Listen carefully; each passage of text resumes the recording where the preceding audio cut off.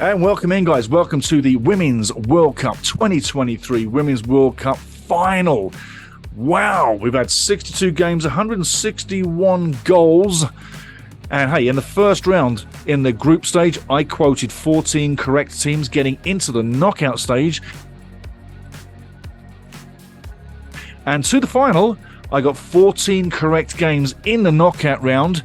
The only two that I didn't get correct was the knockout game where it went to penalty shot and the other game where it went to extra time. So not bad, I got close. I was nearly perfect both rounds, but getting into the final, we're going to be talking about on this show, talking about England, talking about Spain, talking about predictions, talking about top players in form, talking about thoughts on the 2023 World Cup. What was your moment?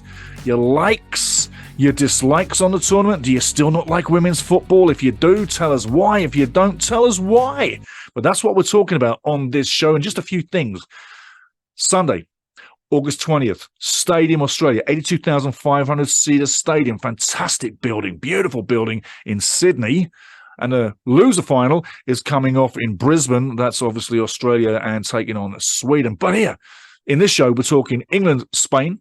We're talking the top players in form. We're talking the predictions. We're talking the thoughts on the 2023 Women's World Cup. We're talking about who's your winner down below. Make a comment, like, subscribe, and hit that notification button, guys, every time.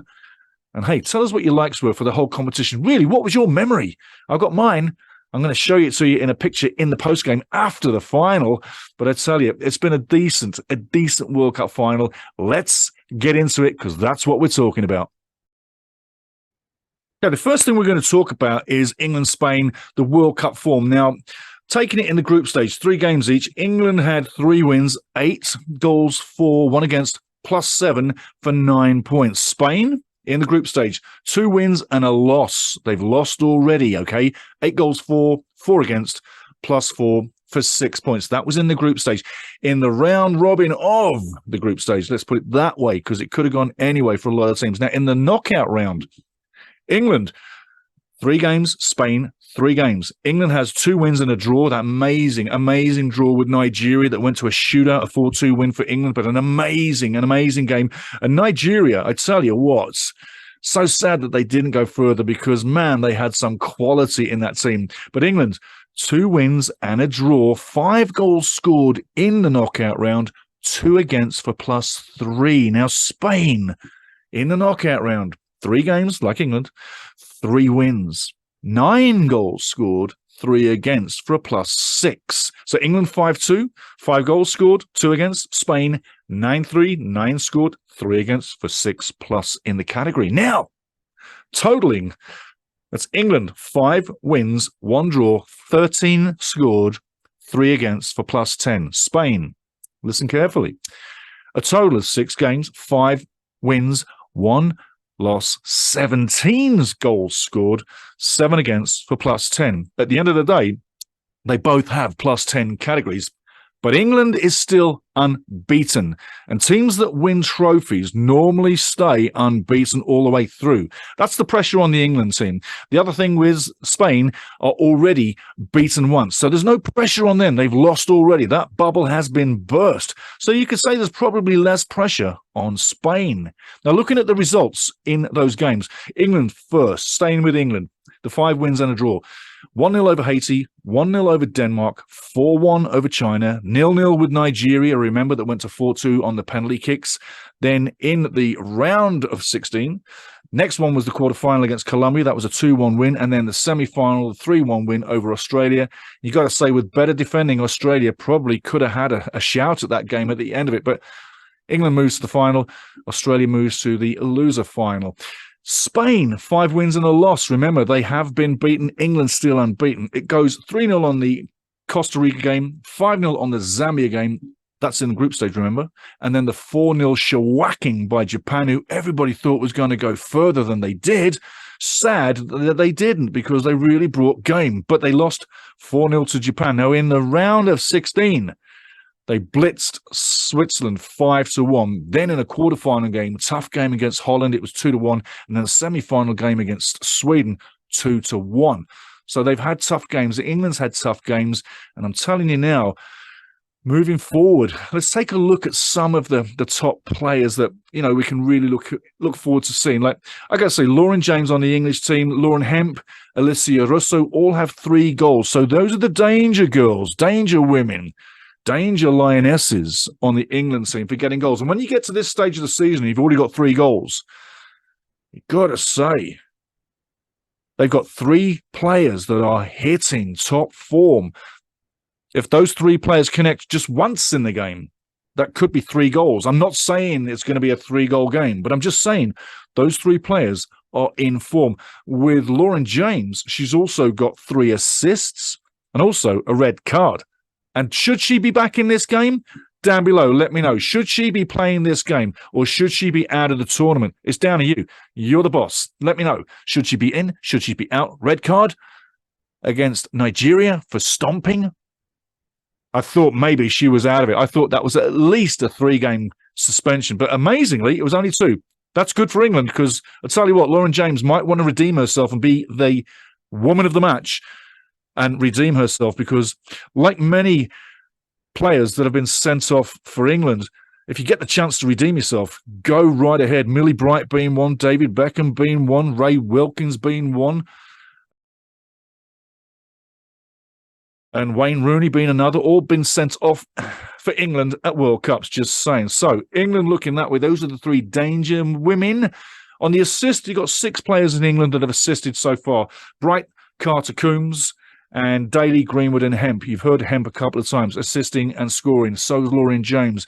So when you think of it, England didn't really have great form coming out of the group stage, but coming into the further reach, into the knockout round, they seem to have collected a bit of decent form. Now, looking at Spain, you've got to say, it's Putellas and co, and they've really got to come and get the game. I think that, we'll talk about the game as we move forward, but looking at Spain, it's the same picture. They are on fire too. They got 3 massive players. All have scored 3 goals. You've heard these names: Atena Bonmati, Jennifer Hermoso, and Alba Redondo. All of them have got 3 goals. And you've also got Salma Paraguayo has got 2 goals as well. So Spain's got threatening form as well.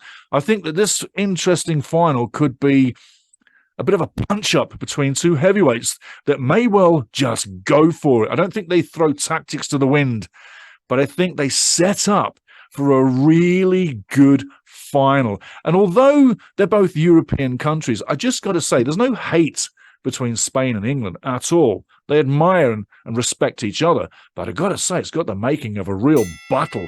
Anyway, looking at one other thing, though, you got to say, the only bad thing you can say is Leia Codina, well, she has an own goal. Let's hope that doesn't happen again. And obviously replacing the goalkeeper and bringing in Cole to keep Cole in the nets after that 4-0 shellacking against Japan. It's paid off for Spain because they've gone all the way. They give up a goal each round.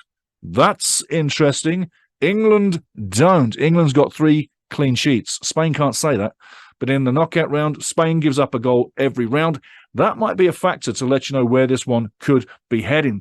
Top scorer overall, though, you got to say, is Hinata Miyazawa from Japan with 5. So those ladies that I told you about that have 3 goals each, whether from England or whether from Spain, well, they've literally got 1 game to get 2 to become top scorer of the Women's World Cup in 2023. Otherwise, it's Japan's all the way. Now, let's take a look at some of the predictions I'm thinking about. The game itself, it's a possession-based game is what I'm thinking. And I think that the more England play the ball, the more you've got to use it. You can have the possession, but if you don't put it in the right places and you don't finish it off and you don't have quality in the final third, there's a problem there. But I think when you look at the English national team, like I said earlier, the form they've built recently, it's bringing them into better form. I think that when you look at what they've got and where they've come from, and the form bringing in, and Weekman as the coach, 1 loss so far in all the time she's been in charge, that's amazing form. And no wonder the English FA will neglect to take any phone calls and will reject any offer to take Weekman away from the Lionesses. So I think that the form itself is great. The coaching has been literally top draw. The competition's gone not so to plan when you can factor in the Nigeria game, but I think with the rest of it, you've seen a team come of age, come together, reach the final, and they still look strong. So England possession it will be England's possession game, but they've got to use the ball. If not, it's quite simple. It's quite simple. Puteos and co will then use the trickery and the smart plays and the tic-tac-toe plays and the wizardry and the beautiful first touch that they all possess in the Spanish game.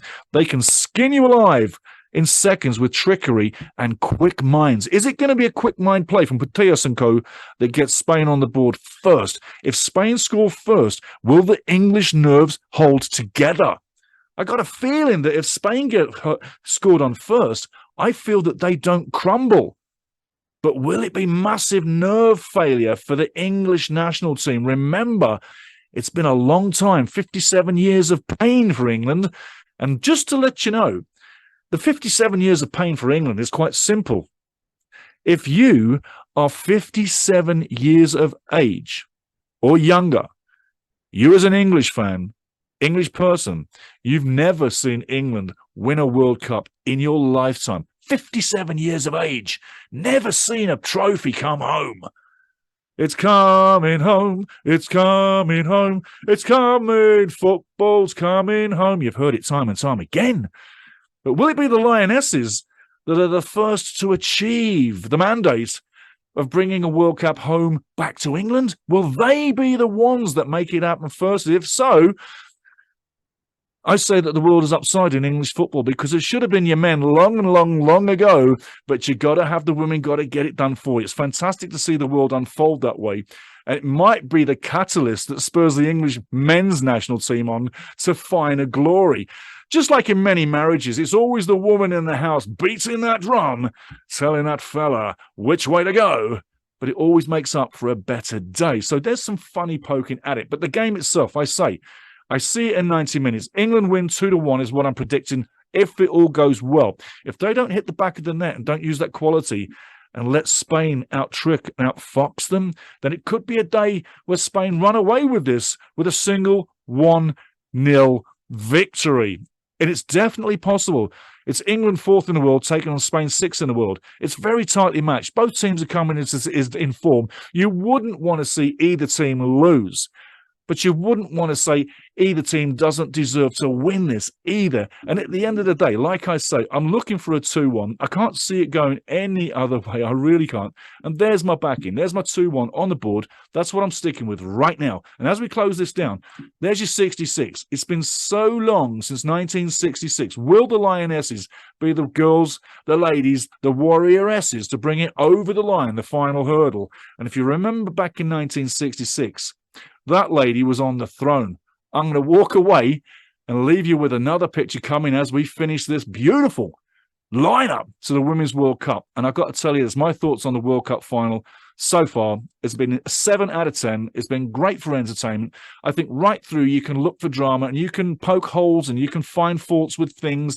And if you're not a member of the women's game and you don't love the women's game, I hope you caught at least 1 or 2 of the top games, because the first touch of some of these ladies is as good as many a professional footballer. When they catch the ball mid-air, bring it down, splitless, then pass it off at the give and go, the shots coming in, and some of the goals that have gone in have been of fine stature. So when you look at all that, how could you not want to see this go any further? And how could you not want to watch the Women's World Cup final? I'm going to walk off, but I'm going to say this. I'm coming back for the post-game. I've really enjoyed this tournament, and I'm going to enjoy the final.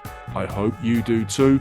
You know my prediction, but here's what this lady said 57 years ago, that being Queen Elizabeth II. But here's what this lady said to Bobby Moore, the England captain, in 1966. And remember, I'm just having a little bit of fun, but come back for the post-game. Cheers.